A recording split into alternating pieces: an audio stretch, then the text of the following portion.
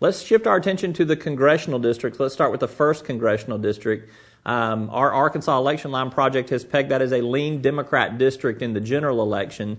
But Blake, for you first, let's talk about the Democrats in that primary field. Who do you peg as the front runners at this point? Well, Chad Causey got a big bump this week with the endorsement of Representative Marion Barry. I think we all knew that was coming. But again, it is now out, and they did a tour today. I'll be interested to see, though, how Marion Barry's flip-flop on health care impacts Chad Causey's race. And endorsements a lot of times don't always translate to votes, as we've seen in many occasions in Arkansas. I'd lean it a little towards Causey at that point because I think Marion Barry brings a lot of credibility to the race. But Tim Wooldridge, who's been on the ballot a lot in that district and statewide, is going to have a lot of interest from voters. And I wouldn't count out State Senator Steve Briles as well. I think those three are in the first tier of that race, tipping right now a little Chad Causey's way. Let's talk about the Republicans in the 1st Congressional District. You got Princella Smith running against Rick Crawford. Just 2 candidates in that race, so there's not going to be any runoff. We've pegged that race with our Arkansas Election Line Project as lean Rick Crawford at this point in time. Tell me why. Rick Crawford's been in the race for almost a year. He's laid a lot of groundwork that Smith has not been able to lay. She has an opportunity if she can raise a lot of money. She has to catch up.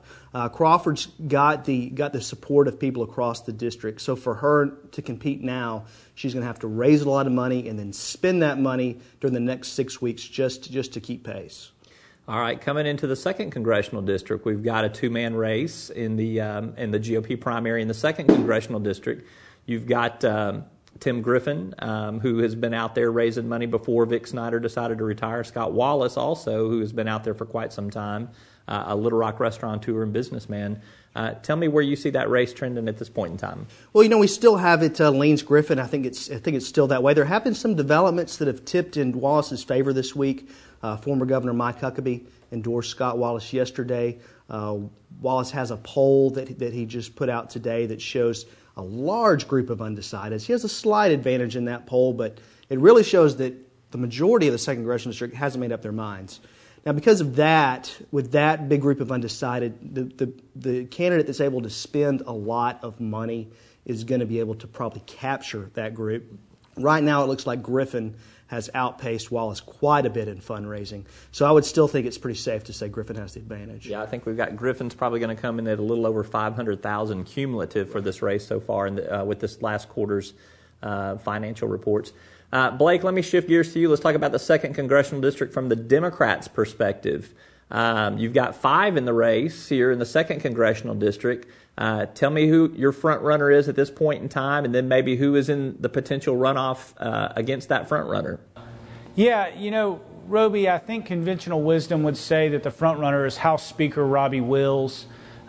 He's been in the news now for well over 2 years thanks to that role. He's got a lot of name ID, I think, in the district. He brings a Faulkner County constituency that I think is advantageous, particularly when Pulaski County is a pretty heavily Democratic district. I like where he is in the race. I haven't seen his fundraising numbers yet, but I think the numbers going to be big and will help him. I think State Senator Joyce Elliott, who has run some tough races in Pulaski County and is going to speak to the traditional Democratic base well, is positioned to be an alternative to Robbie Wills. And you have to remember, Robbie Wills is a bit more conservative and expressed some concerns about health care and maybe wouldn't have supported health care. I think that's going to be a sticking point in this race, and I think that Joyce Elliott could make an issue of that and do well. I think the dark horse, though, coming on strong with his first fundraising report is David Bowling. He announced that he raised more than $250,000. He's got $200,000 in the bank. Mr. Bowling, as we all know, was Vic Snyder's chief of staff. And the apparatus that was going to run Vic's campaign is running his campaign. So I think he's poised to do better than people think. And he could sneak in as that number 2 in a runoff against Robbie Wills and make it really a case about Democratic values in a heavily Democratic district. Let's flip over to the 3rd Congressional District. Our Arkansas Election Line Project pegs this race as definitely it leans Republican in the 3rd District. We've got a crowded field of 8 in the GOP primary up there. Only one Democrat has filed for the office. Jason, let's start with you. Let's talk about who are the front runners in the GOP primary in the 3rd Congressional District. That's probably the hardest question of any of the races to answer. I definitely think that State Senator Cecile Bledsoe is one of the front runners. Steve Womack, mayor of Rogers, is in the mix. Gunnar DeLay has quite a bit of support down there in the southern part of the district in the Fort Smith area, so you've got to put him in there. But then you have other regional candidates like Mike Moore that's pulling in some support. So it's hard to say who the clear frontrunner is. It's definitely going to go to a runoff. I have no idea who the two candidates are going to be. All right, Blake, do you have a prediction for what might happen up in the 3rd? Yeah, this is, if I really wanted to step outside my area of expertise, Roby, and engage in 3rd Congressional Republican politics, I think Jason's right. I mean, I think that Cecile Bledsoe brings a natural constituency and popularity in that district that would give her an advantage. I think there are a handful of the 90 candidates in that race that could mix it up enough to find themselves in a runoff.